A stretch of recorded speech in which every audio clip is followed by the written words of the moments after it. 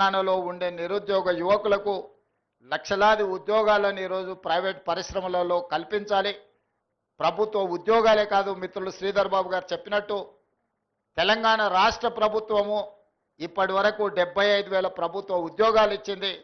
భవిష్యత్తులో ఇంకా వేలాది ఉద్యోగాలు ఇచ్చినా 30 లక్షల నిరుద్యోగ యువకులు తెలంగాణ రాష్ట్రంలో ఉన్నారు.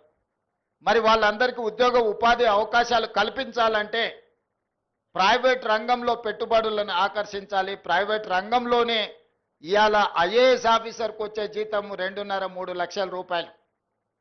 కానీ అదే ఒక ప్రైవేట్ కార్పొరేట్ కంపెనీలో ఈరోజు మనం పత్రికలలో చూస్తున్నాం, సంవత్సరానికి వాళ్ళ ప్యాకేజీలు 5 కోట్లు 10 కోట్ల రూపాయల ప్యాకేజీలు వస్తున్నాయి.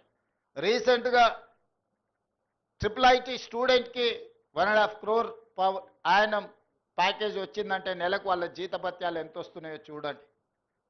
సో అందుకే తెలంగాణ నిరుద్యోగ యువకులకు ప్రభుత్వ ఉద్యోగాలతో పాటు ప్రైవేటు రంగంలో అంది వచ్చే అవకాశాలను ఈరోజు అందిపుచ్చుకోవాలి.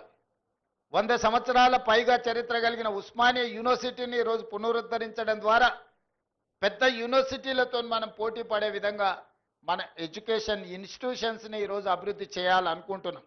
అందుకే ఈరోజు తెలంగాణ ఎడ్యుకేషన్ పాలసీని అడాప్ట్ చేసుకోవాలని ఈరోజు మనం ఒక కమిటీని అపాయింట్ చేసినాం. తెలంగాణ ఎడ్యుకేషన్ పాలసీని కూడా తొందరలోనే తీసుకురాబోతున్నాం.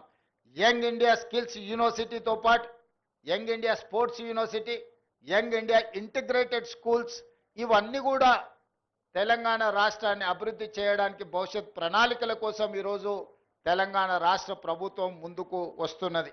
అదేవిధంగా నిన్నమన్న సొంత రాష్ట్రంలో కానీ పక్క రాష్ట్రంలో కానీ నీటి వివాదాలకు సంబంధించి పదే చర్చలు జరుగుతున్నాయి. నేను ఈ వేదిక మీద నుంచి ఈ రాష్ట్రంలో ఉండి పక్క రాష్ట్రంలో రాజకీయ పార్టీలలో ఉన్న ప్రజాప్రతినిధులకు ఒక సూచన చేయదలుచుకున్నా, ఒక విజ్ఞప్తి చేయదలుచుకున్నా.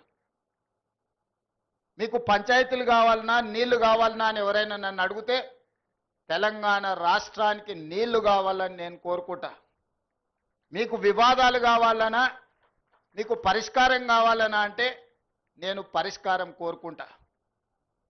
నీళ్ల వివాదం ముసుగులో రాజకీయ ప్రయోజనం పొందాలి అని మా ప్రభుత్వం మా పార్టీ భావించడం లేదు.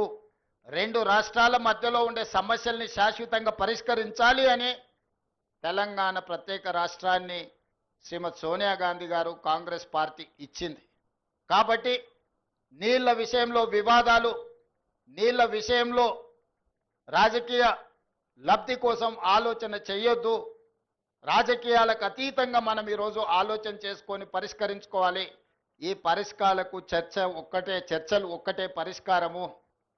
న్యాయస్థానాల దగ్గరనో ఇతరుల దగ్గర పోయి పంచాయతీ తెంచుకునే కంటే మనమే కూర్చొని మన సమస్యల్ని సామరస్యపూర్వకంగా పరిష్కరించుకోవాలనేదే మా విధానము.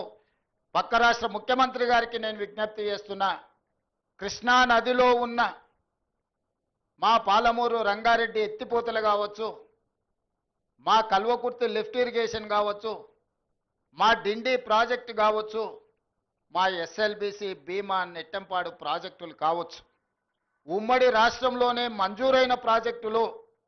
వీటి అనుమతులకు మీరు అడ్డంకి పెట్టకండి, వీటి అనుమతులకు మాకు సహకరించండి.